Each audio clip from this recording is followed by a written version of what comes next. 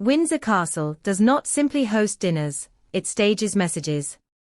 When the United Kingdom welcomed the President of the United States and the First Lady for a rare second state visit, the choreography of power unfolded beneath chandeliers, along tapestried corridors, and across a table set with centuries of ritual. This time, the optics told the story as forcefully as the speeches, a reassertion of the special relationship, a monarchy intent on projecting confidence, and a Princess of Wales whose silent diplomacy anchored the room. The procession began at Windsor, not as an accident of scheduling, but as a deliberate frame, stone, heraldry, and continuity, calibrated for an American audience and a global press, corps primed for symbols. The arrival sequence, the parade ground precision, the calculated warmth of handshakes and smiles, all of it signaled a high-stakes reaffirmation, allies by history, partners by necessity. Cameras documented each beat, from the formal welcome by the King and Queen to the poised entrance of the Prince and Princess of Wales, and the early images made plain that this would be a night where pageantry and statecraft converged. The banquet itself, moved from Buckingham Palace to Windsor during long-running works at the London residence, wrapped the evening in an unmistakably royal silhouette, white tie, orders and sashes, crystal prisms multiplying candlelight into theatre. Where some saw formality, veterans of court diplomacy recognized a carefully tuned instrument, the seating plan that guides conversations, the toasts that bracket policy, the proximity that broadcasts priorities. And in that orchestration, two figures commanded the lens, Catherine and William, projecting the blend of glamour and steadiness the crown prefers to export. Catherine's appearance became the defining image, a silk crepe gown overlaid with a gold chantilly lace evening coat, by British couturier Philippa Lepley, the fabric catching light, as if it had been woven for this room alone. Above it, the diadem that now reads as her signature, Queen Mary's Lover's Knot Tiara, a diamond and pearl circlet with a biography as potent as its sparkle. Commissioned for Queen Mary by Gerard in the early 20th century and later beloved by Diana, the piece connects Catherine to a lineage the public knows by heart. When she wears it, the eye sees continuity as much as beauty. That night it crowned not only a look, but a narrative, resilience after illness, return to duty, the steadying of the next reign's image. If tiaras speak in the language of history, body language speaks in the grammar of the moment. Across the top table, a brief exchange between Catherine and the President drew post-event analysis from specialists, who argued that the princess's composure subtly reset the tone. One widely circulated assessment suggested the President dropped the act in response to her unwavering poise, a rare instance, the expert claimed, of him presenting as subservient in the microdynamics of conversation. Whether one accepts the full thrust of that interpretation or not, the magnetic fact remains.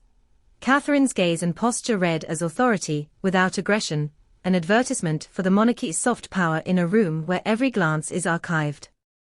The night's other viral moment arrived in a 5-second clip with 1,000 interpretations.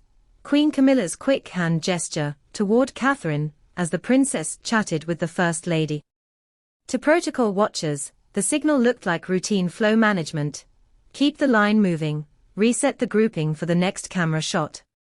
To the internet, it became a Rorschach test, stern summons or efficient stage direction. The reality likely sits with logistics, not drama. Court hosts are traffic marshals as much as they are symbols, and a state dinner runs on the split-second choreography viewers never see. Yet in an age when gestures travel faster than context, the clip's velocity said as much about our appetite for palace microdramas as it did about the evening itself. Strip away the headlines and the architecture of the night remains. A sovereign hosting a contentious yet consequential ally, a consort performing steadiness, a princess refining a brand of diplomacy that communicates without words. The decision to hold the banquet at Windsor after the daytime welcome reinforced the continuity theme. St. George's Chapel within steps, the late Queen's memory present in stone and ritual, the castle's 1,000-year timeline enfolding a single evening. In 2019, the Trumps dined beneath the gilded ceilings of Buckingham Palace, In 2025, the scene shifted west, the symbolism tighter, the camera frames more medieval, the message no less modern. What gives this particular banquet staying power is the fusion of optics and narrative momentum. For months, royal coverage has oscillated between worry and hope, health scares, family fissures, public empathy, cautious returns. Against that backdrop, the Wales's joint performance mattered. William's decorations and orders spelled duty, Catherine's gold and pearls spelled reassurance. The lover's knot, so often a lightning rod for Diana comparisons, read less as nostalgia than as inheritance accepted, a promise that the institution will carry forward the parts of its past that still bind public affection. Fashion press captured the details, hair down in romantic curls, the curliest she has worn with a tiara, a choice that softened ceremony into warmth.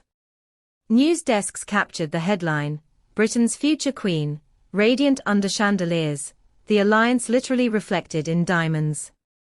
Around them, the rest of the tableau reinforced the message. The queen in sapphire stones and measured calm, the princess royal in disciplined minimalism, the hall of shields and banners reminding always that this is an institution built to outlast mood swings and election cycles.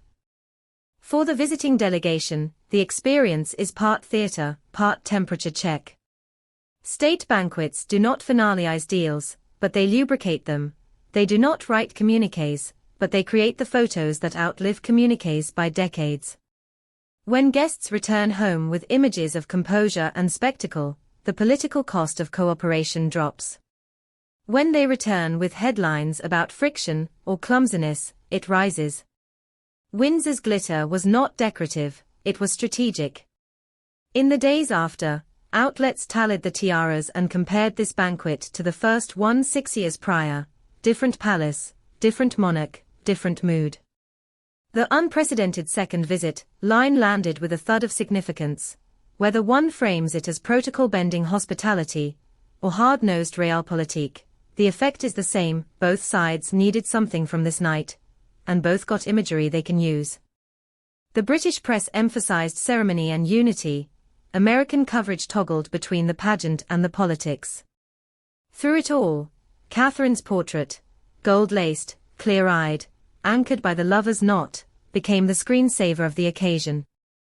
If there is a lesson to draw, it is that the crown's soft power travels on the back of details. The angle of a head, the cadence of a toast, the selection of a designer whose atelier sits on London stone. Gerard's long history with the royal collection turns a jewel into a through line. Lepley's couture turns cloth into a flag for British craft. A Windsor setting turns dinner into a chapter in a 1,000-year book. And in the hands of a princess who understands that silence can be louder than rhetoric, the whole machine hums at precisely the frequency the monarchy wants the world to hear. The clip of a gesture will fade. The argument about who said what and in what tone will move on. The images will remain, the long table mirrored in cut crystal, the tiara's pearls catching candlelight, the future king and queen side by side, unhurried in a room designed to make time itself slow down. Statecraft by silhouette, diplomacy by diadem, Windsor's message was less about personalities than about permanence. And in that language, Catherine spoke fluently.